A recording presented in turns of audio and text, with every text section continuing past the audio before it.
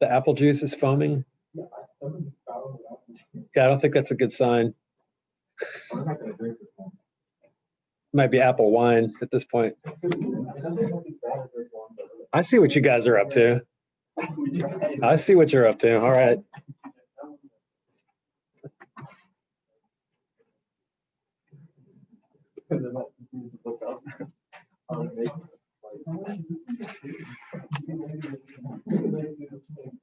A couple more minutes, folks.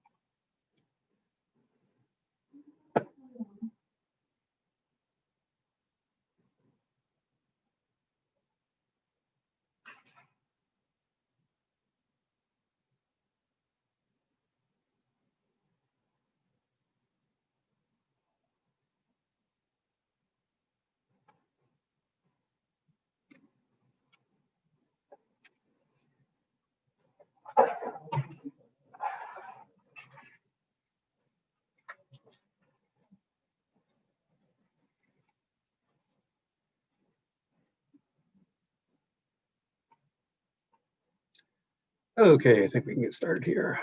Welcome back, those of you who just came in. Hope you're happy to be back in your cohort.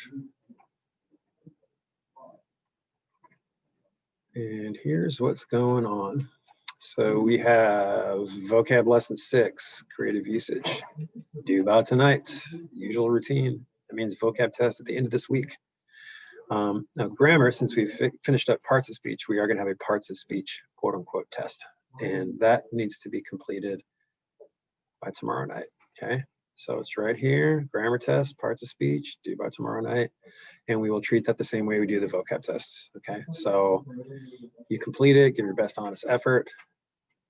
No reason to not be honest about it. And we will do corrections, you know, like in the neighborhood of Wednesday and Thursday, get that wrapped up, and then we'll do our little vocab test routine at the end of the week. So quite a few things going on here, so make sure you keep track of the deadlines. Literature-wise, you should be working on reading and completing the study guide for Of Mice and Men Part 2 by tomorrow night. Okay, so in the next 48 hours, you got a few things you need to do. If you've not started, definitely do that today. It is a little bit longer, it's about 20 pages. I still don't think that's a ton of work in this book, but you probably wouldn't want to do all of it in the study guide in one night, right? Okay, so complete the study guide by tomorrow night. It's 17 through 37 in the hard copy, 18 through 39 if you're using the PDF. And same deal with making sure you use quotes for textual evidence and a nice healthy paragraph on the prompt at the end. Okay, finally, with writing. So you probably saw that I have the outlines graded. Just kind of go over the things I was looking for and the things I didn't see going on. And then a little bit later today, I'm going to make a video, maybe kind of going over the outline stuff, but I might just go ahead and make it about the final draft. And we are going to write this paper this week and get that turned in by Thursday night. Okay, so you got 4 nights to work on, including tonight. There's some more materials I'm going to put up because I'm still kind of tweaking the rubric for the situation. But I'll have that up sometime today. I'll also have a video up sometime today to make sure that you are doing all the things that you need to turn your outline, which is kind of a rough draft, into an actual final draft, because not everything is there in that outline. Now, if you did a good job in the outline, the way that you can start doing your paper is just copying and pasting each block of text from that outline table into regularly formatted paragraphs on a regular doc, right? And some of you guys will already have most of the work done because you put so much work into the outline. Others of you, especially if you didn't do complete sentences, or, you know, I had some people not capitalizing and things like that, then you're gonna need to, you know, work on that a whole lot more. Besides transitions and elaborating on your commentary, the one thing that is not there at all yet that needs to be definitely part of, one sec here, that definitely needs to be part of the final draft is you'll have an actual works cited page.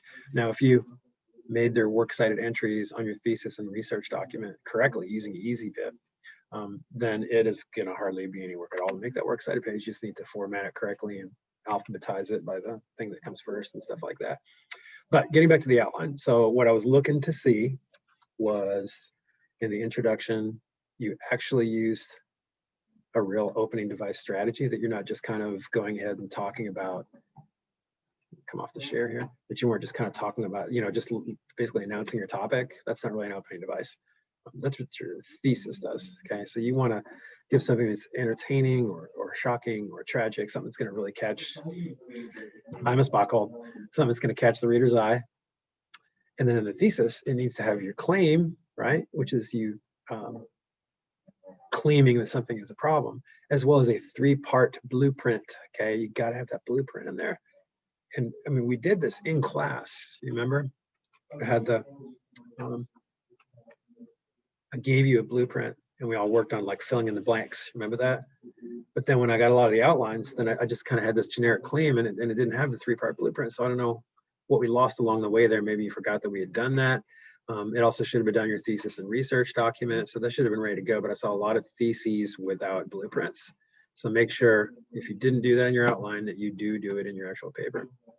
And then what that does is those 1, 2, 3 reasons that this is a big problem then become your 3 body paragraphs. So the topic sentence for each one of those body paragraphs should have like key words, I call them echo words, right?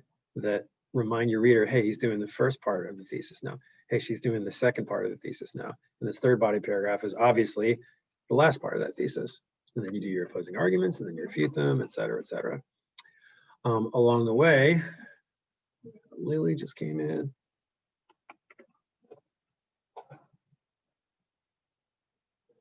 Along the way, when you have the quotes, some people I saw, I don't know, you're being messy with quotes, or you didn't actually put quotes around some things. And then I'm wondering, are these even direct quotes? I'm seeing like typos and weird stuff going on. Are you sort of paraphrasing, sort of quoting? Because there's no in between. You either paraphrase your quote, and I'm asking you for this paper to use direct quotes. So it should be nothing but absolute exact words copied from one of those sources. You should be able to just copy and paste. You know, it's not like you're using a bunch of books and magazines or something. And then right after that, in this, and certainly in your paper, and if I see no attempt at parenthetical references in the paper, or no works cited page, as an automatic 50%. That's a pretty standard thing in high school. Okay, so don't do that. Okay, but does anyone have any questions about what a parenthetical reference is? It just means a reference to one of your sources in parentheses. That's why it's called parenthetical. Okay, so after each quote, in parentheses, there should be, in general, the last name of the author of the source from which that quote's taken, not the name of the person who was talking if it was someone other than the author, not the URL for the website, okay, but the last name of the author. Now, if there's no author listed, then when you made your works cited entry on the previous assignment, then the first thing that comes in that might be the name of an article on a website, or it might even be like the name of a website. And that goes in the parentheses if there's no author name there, okay? But it should never be the URL, like the web address, www.something. That's not what goes in a parenthetical reference. It might be part of your works cited entry, but it is not what goes in a parenthetical reference, okay? It's the first item in your works cited entry for that source, which again is going to be the author's last name as long as it has one. Okay, and then in the conclusion, want to see the restated thesis and a legitimate closing device, and not just kind of restating your point again, because you've done that enough at this point. And then, I didn't take a really close look at, the sequence and the logic of your argument. I just kind of looked that you were making points, that you use quotes to support it, that you're getting at least a full sentence in there. Okay, so I haven't done a close analysis of your argument. The better that is, the better your grade is going to be, of course. But as long as you have some semblance of a good argument and you do all the technical stuff right, then you can pretty much be assured you're going to get a good grade on this. Okay, but do your best. You want to make it persuasive. You want to use some persuasive adjectives and persuade with both like logic and emotion, maybe science and statistics in some cases. Okay, so more out on that later today.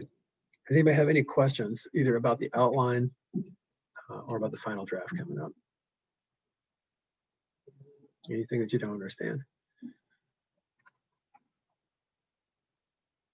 Okay, I'll take that as a no. Feel free to continue to email me. I will try to keep a real close eye on my email and get back to anybody really quickly if you have any questions about the paper. And otherwise, just keep up with your reading and everything else on the agenda. Good to see you. Thanks for coming.